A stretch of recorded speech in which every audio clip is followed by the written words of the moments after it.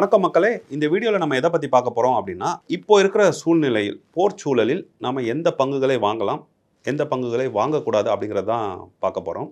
முதலில் இப்படியான போர்கள் மனதுக்கு நமக்கு ஒரு வலியை ஏற்படுத்துது அப்படின்னு சொல்லலாம். போர்கள்னாலே நம்ம தவிர்க்க வேண்டிய ஒரு விஷயம். இது ஏன் மனதுக்கு ஒரு வலியை ஏற்படுத்துது அப்படின்னு குறிப்பிட்டு சொல்கிறேன் அப்படின்னு பார்த்தீங்கன்னா, இப்போ போர் நடக்கிற இடம் தமிழர்கள் அதிகமாக வாழுகின்ற இடம். நம்ம பஹ்ரைன், கத்தார், யுஏஇ அப்படிங்கிற மாதிரி நம்ம தமிழர்கள் அங்கே பறந்துபட்டு வாழ்கிறாங்க. எங்கள் கிளைண்ட்ஸே அங்கே இருக்கிறார்கள். சமூக ஊடகம் மூலமாக நண்பர்கள் ஆனவர்கள் அங்கே இருக்கும்போது இது மனதுக்கு நெருக்கமான ஒரு ஒரு விஷயமாக இருப்பதால் இது பெரிய ஒரு வலியை தருது. ஸோ இந்த பின்னணியில் நம்ம இந்த வீடியோவோட தலைப்புக்கு போயிடலாம். எந்தெந்த பங்குகளை வாங்கணும், எந்தெந்த பங்குகளை வாங்கக்கூடாதுன்னு. ஃபஸ்ட்டு பங்குகளை வாங்கலாமா கூடாதா அப்படிங்கிற ஒரு விஷயத்தை பார்த்துடலாம். ஏன்னா இப்போ இந்த நேரத்தில் என்ன நடக்கும் அப்படின்னா, பலரும் ஷேர் மார்க்கெட்லேருந்து பணத்தை எடுத்து, ஏன்னா கண்ணு முன்னாடியே ஒருத்தரோட போர்ட்ஃபோலியோவில் 5%, 10% அப்படின்னு இறக்கம் வரும். கொரோனா நேரத்தில் இருந்தது போல் 30-40% இறக்கம் வருவதற்கு வாய்ப்பு இருக்குது. ஸோ இந்த நேரத்தில் என்ன பண்ணுவாங்கன்னா, எல்லாரும் பங்குச்சந்தையிலேருந்து பணத்தை எடுத்து அப்படியே தங்கத்தில் முதலீடு பண்ணுறது அப்படிம்பாங்க, இல்லைனா கையில் எடுத்து வச்சுப்பாங்க. ஸோ இப்படிப்பட்டவர்கள் தான் பங்குச்சந்தையில் பணத்தை இழக்கிறார்கள் அப்படிங்கிறத புரிஞ்சுக்கலாம். இந்த மாதிரி பங்குச்சந்தைகள் இறக்கும்போது அதை நம்ம ஒரு வாய்ப்பாக பார்த்து, நான் முதலில் சொன்ன அந்த டிஸ்கிரிப்ஷனையும் நீங்கள் உள்வாங்கிக்கோங்க. அந்த டிஸ்கிரிப்ஷனுக்கு உள்ளே தான் நான் இதை வாய்ப்புன்னு சொல்கிறேன். மற்றபடி போர் சூழலில் மனதுக்கு மிகவும் அது வலியை தருகின்றது. நம்ம இன்வெஸ்ட்மெண்ட்ஸை பற்றி, ஏன்னா அடுத்த நாளே எங்களுக்கு பார்த்திங்கன்னா சில வகுப்புகள்லாம் இருக்கும்போது அப்போவும் நாங்கள் ஷேர் பண்ணோம். ஸோ இவ்வளோ ஒரு மன சங்கடத்தில் தான் நான் அதை ஒரு வாய்ப்பாக சொல்கிறேன். ஸோ வாய்ப்பாக பயன்படுத்தி நம்ம தொடர்ந்து அதில் இன்வெஸ்ட் பண்ணணும். நம்மை போன்றவர்கள் இன்வெஸ்ட் பண்ணணும். ஸோ ஷேர் மார்க்கெட் விட்டு வெளியே போகிறதுக்கு இது சரியான காலம் கிடையாது. ஒரு இறக்கத்தை நீங்கள் பார்க்குறீங்க அப்படின்னா, அந்த இறக்கத்தை பயன்படுத்தி உங்கள் போர்ட்ஃபோலியோவை எப்படி உறுதியாக கட்டமைத்து கொள்ள வேண்டும் அப்படிங்கிறத பாருங்கள். ஸோ இது ஃபஸ்ட்டு கொஷின். ஷேர் மார்க்கெட் விட்டு வெளியே போகலாமா கூடாதா அப்படிங்கிறதுக்கு ஷேர் மார்க்கெட்டில் இருக்கணும் அப்படிங்கிறத நான் சொல்லிட்டேன். முக்கியமாக ஏன்னா நம்ம தமிழர்கள் பார்த்திங்கன்னா ஒரு 4% பேர் தான் ஷேர் மார்க்கெட்டில் இருக்கிறாங்க. அதுலேயும் பார்த்தீங்கன்னா ஒரு 1%, 2% பேர் தான் தொடர்ந்து முதலீடு பண்ணிட்டு இருக்காங்க. ஸோ இந்த மாதிரியான இறக்கத்தெல்லாம் பார்க்கும்போது அவங்களுக்கு ஒரு கவலை வரும். நான் ஒரு ₹1,00,000 போடுறேன், அது ₹80,000 வந்துருச்சு அப்படிங்கும்போது எனக்கு ஷேர் மார்க்கெட்டே சூதாட்டம் அப்படின்னு வெளியே போக பார்த்துருவாங்க.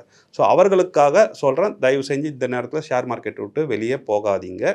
உங்களுடைய போர்ட்ஃபோலியோ அலோகேஷனுக்கு ஏற்ற மாதிரி தொடர்ந்து முதலீடு பண்ணுங்கள். நமக்கு பெரிய அளவில் பணம் சம்பாதித்து கொடுக்க போவது ஷேர்ஸோ, கோல்டோ, லேண்டோ கிடையாது. நம்ம டிசிப்ளின் தான். அந்த டிசிப்ளின் அப்படிங்கிறது தொடர்ந்து முதலீடு செய்வதன் மூலமாக மட்டும்தான் நம்ம நிறைவேற்ற முடியும். நம்மளுடைய அலோகேஷன்ஸ், நம்மளுடைய டைவர்சிஃபிகேஷன், நம்மளுடைய டிசிப்ளின், இது மட்டும் தான் நம்மளை பணக்காரராக்கும். ஸோ இது 2வது விஷயமா நீங்கள் பார்த்துக்கோங்க. அப்போ நம்ம தொடர்ந்து முதலீடு பண்ணணும் அப்படின்னா, எதில் முதலீடு பண்ணணும் அப்படிங்கிற ஒரு கேள்வி வரும். எந்த இண்டஸ்ட்ரியில் முதலீடு பண்ணணும் அப்படிங்கிற ஒரு கேள்வி வரும். ஸோ இந்த போர் சூழலை நம்ம ஓரளவுக்கு புரிந்து கொள்ள முயற்சி செய்வோம். போர் சூழலில் இப்போ நேரடியாகவே போர் சூழலில் சப்ளை செயின் இம்பேக்ட் ஆகும். பட் நேரடியாகவே இந்த போரே பார்த்திங்கன்னா ஆயிலுக்காக தான் நடக்குது. ஆயிலை யார் கைப்பற்றி வைத்து கொள்ள வேண்டும் அப்படிங்கிறதுக்காக தான் நடக்குது அப்படின்னு சொல்லலாம். இப்போ ஆயில் தான் ரொம்ப பேசிக்கான ஒரு மெட்டீரியலாக ஆயிடுச்சு. ஆயில் இல்லாமல் இங்கே ஒன்றுமே உலகமே இயங்காது. அப்படிங்கும்போது உடனடியாக பாதிக்கப்படுகின்ற இண்டஸ்ட்ரி அப்படின்னு பார்த்தீங்கன்னா, ஆயில் தொடர்புடைய அத்தனை இண்டஸ்ட்ரியும் பாதிக்கப்படும். ஆயில் கம்பெனிகள் லாபத்தில் போகுது அப்படின்னாலுமே அவங்களுக்கு வருகின்ற அந்த வரத்து, ரிஃபைனரி பண்ணணும்னா அதுக்கு ஒரு ஆயில் வரணும். அப்படி வராத போது அவங்களுடைய அந்த அசட்டெல்லாம் சும்மாவே இருக்கும், ப்ரொடியூஸ் பண்ணாது. அப்படிங்கும்போது அவங்க உடனே பாதிக்கப்படுவாங்க. இதை தவிர்த்து பார்த்திங்கன்னா லாஜிஸ்டிக்கல் கம்பெனி, ஏன்னா உலகத்தில் நடக்கிற அந்த டிரான்ஸ்போர்ட்லாம் பாதிக்கப்படும். ஆயில் இல்லைன்னா விலை ஏற்றம் அதிகமாகும். விலை ஏறிடுச்சு அப்படின்னா அதை பயன்படுத்துகின்ற மற்ற இண்டஸ்ட்ரியும் பாதிக்கப்படும். ஸோ இப்போதைக்கு நம்ம இந்த செக்டார் மட்டும் பார்க்கலாம். ஸோ ஆயில் இண்டஸ்ட்ரி செக்டார் பாதிக்கப்படும், டூரிஸ்ட் செக்டார் பாதிக்கப்படும், லாஜிஸ்டிக்கல் பாதிக்கப்படும். ஸோ இந்த மாதிரி பயணங்களோட தொடர்புடைய இண்டஸ்ட்ரி எல்லாமே பாதிக்கப்படும். இதனால் மற்ற இண்டஸ்ட்ரியும் பரவலாக பாதிக்கப்படும். ஏன்னா எல்லாத்துலேயுமே விலை ஏறிடும். ஒரு பொருளை நீங்கள் இறக்குமதி செய்வதாகட்டும், இல்லை ஒரு பொருளை ஏற்றுமதி செய்வதாகட்டும், உங்களுக்கு டிரான்ஸ்போர்ட், லாஜிஸ்டிக் இல்லாமல் பண்ண முடியாது. அப்படிங்கும்போது அந்த இண்டஸ்ட்ரி எல்லாமே பாதிக்கப்படும். ஸோ இந்த இண்டஸ்ட்ரியெல்லாம் நீங்கள் தவிர்க்கணுமா அப்படின்னா, குறுகிய கால அடிப்படையில் தவிர்ப்பது நல்லது. அட்லீஸ்ட் ஒரு குவார்ட்டருக்காவது நீங்கள் தவிர்க்க வேண்டும்.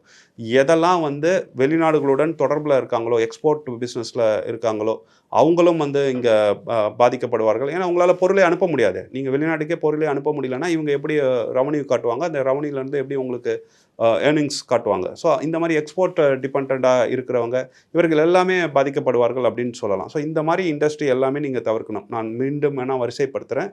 உங்களுக்கு வந்து ஆயில் கம்பெனிஸ் ஆகட்டும், டூரிஸ்ட் ஆகட்டும், அதுக்கப்புறம் லாஜிஸ்டிக்கல் கம்பெனி ஆகட்டும், எக்ஸ்போர்ட் டிபெண்ட்டாக இருக்கிறவங்களாகட்டும், ஸோ இவங்க எல்லாத்தையுமே நீங்கள் வந்து கொஞ்சம் ஒரு குவார்ட்டருக்காவது தவிர்ப்பது நல்லது. அப்போ யாரை நீங்கள் இந்த நேரத்தில் வந்து நம்பி முதலீடு பண்ணலாம் அப்படின்னா, இந்த நேரத்தில் எதெல்லாம் பாதிக்காதுன்னு பாருங்கள். எது பாதிக்காது? எஃப்எம்சிஜி ப்ராடக்ட் உங்களுக்கு பாதிக்காது. அஃப்கோர்ஸ் விலை ஏற்றம் இருக்க வாய்ப்பு இருக்குது. இருந்தாலும் அவர்கள் தொழில் நடந்துக்கிட்டே இருக்கும். ஓரளவுக்கு ப்ராஃபிட் மார்ஜினில் அவங்களுக்கு இஷ்யூ வந்தாலும் ரெவன்யூவில் இஷ்யூ வராது. ஸோ எஃப்எம்சிஜி இண்டஸ்ட்ரி வந்து கண்டிப்பாக பெரிய அளவில் பாதிப்பு வராது. யூட்டிலிட்டிஸ் சேவைகள் வழங்குகின்ற ஒரு நிறுவனத்தில் வந்து உங்களுக்கு பெரிய பாதிப்பு வராது. ஹெல்த் கேரில் வந்து பெரிய பாதிப்பு வராது. ஏன்னா எங்கே போர் நடந்தாலும் இந்த அடிப்படை விஷயங்கள்லாம் கண்டிப்பாக நடக்கணும். அதனால் இதிலலாம் பெரிய பாதிப்பு வராது. இதில் பெரிய ரிட்டர்னும் வராது அப்படிங்கிறதையும் புரிஞ்சுக்கோங்க. But you can stay investor. குறிப்பாக டிஃபென்ஸ் இண்டஸ்ட்ரியில் இருக்கிற ஸ்டாக்கில் நீங்கள் ஓரளவுக்கு எக்ஸ்போஷர் எடுக்கலாம். ஏன்னா இந்த மாதிரி போர்கள் வரும்போது அரசுகள் வந்து டிஃபென்ஸை இன்னுமே உறுதிப்படுத்தணும் அப்படின்னு நினைப்பாங்க. ஸோ இதில் வந்து நீங்கள் ஒரு பொசிஷன் எடுக்கலாம். இதை தவிர்த்து எனக்கு பங்குச்சந்தையே வேணாம், நான் முதல்ல சொன்ன பாயிண்ட்டு தான், பங்குச்சந்தையே வேணாம், நான் வெளியில் போகிறேன் அப்படிங்கும்போது நீங்கள் அதை தங்கமாக போகிறதுக்கு பதிலாக பாண்ட் அந்த மாதிரி போங்க. ஏன்னா அதில் உங்களுக்கு ஒரு கேஷ் ஃப்ளோ வந்துகிட்டே இருக்கும். தங்கம் அப்படிங்கிறது மறுபடியும் உங்கள் அலோகேஷன்ஸ்க்கு ஏற்ற மாதிரி தான் நீங்கள் வச்சுக்கணும். ஸோ அது அலோகேஷன்ஸ் தான் எல்லாமே. அலோகேஷன்ஸ் டைவர்சிஃபிகேஷன் தான் எல்லாமே. இதை நான் இந்த வீடியோலேயே முதலே சொல்லியிருக்கிறேன். ஸோ நீங்கள் மறுபடியும் தங்கத்துக்கு பெரிய பெரிய இன்வெஸ்டர்ஸ்லாம் தங்கத்துக்கு போவாங்க. நாம் அப்படி போக தேவையில்லை. நாம் இப்போ தான் வந்து ஒரு கார்பஸை க்ரியேட் பண்ணுற இடத்துல இருக்கோம். ஸோ இந்த இடத்துல நம்ம அதை காம்ப்ரமைஸ் பண்ணி நம்ம அலோகேஷன்ஸை மாற்றி இந்த சுச்சுவேஷனுக்காக கோல்டு போகணுன்னு அவசியம் கிடையாது. இதில் மிக முக்கியமாக குறிப்பிடத்தக்கது என்ன அப்படின்னா, இப்படியான ஒரு போர் வருது அப்படின்னு தெரிந்து தான் தங்கம் ஒரு அளவுக்கு வேகமாக விலையேற்றம் அடைஞ்சது அப்படிங்கிறத கூட நம்ம புரிஞ்சுக்கலாம். இப்போ இந்த போர் நடந்ததுக்கப்புறம் ப்ரைஸ் வந்து அதை டிஸ்கவுண்ட் பண்ணிடுச்சு, ஃபேக்டர் இன் பண்ணிடுச்சுன்னு சொல்லிட்டு இதுக்கு மேலே பெரிய அளவில் உயராது அப்படிங்கிறதையும் சொல்லலாம். பட் இப்போ இருக்கிற ஃபண்டமெண்டல் ரீசனிங் வந்து பார்க்கும்போது உயர்வதற்கே வாய்ப்புகள் அதிகமாக இருக்குது. நம்மை போன்ற ரீட்டைல் இன்வெஸ்டருக்கு இந்த மாதிரியான ஒரு பெரிய ஜார்கன்லாம் தேவையே கிடையாது. உங்கள் அலோகேஷனுக்கு உட்பட்டு மட்டும் கோல்டு வைங்க. இல்லை எனக்கு பங்குச்சந்தை இப்போ பார்க்க பயமாக இருக்குது அப்படின்னா தயவு செஞ்சு பாண்டு சம்மந்தமான இன்ஸ்ட்ருமெண்ட்ஸில் நீங்கள் இன்வெஸ்ட் பண்ணுங்கள். அது உங்களுக்கு கேஷ் ஃப்ளோ கொடுக்கும். இதெல்லாம் தாண்டி என்னுடைய பர்சனல் அறிவுரை அப்படிங்கிறது, இதை ஒரு ஆப்பர்ச்சுனிட்டியாக பாருங்கள். ஏன்னா கொரோனா காலத்துக்கு அப்புறம் இது ஒரு பெரிய வாய்ப்பை கொடுத்துருக்கு.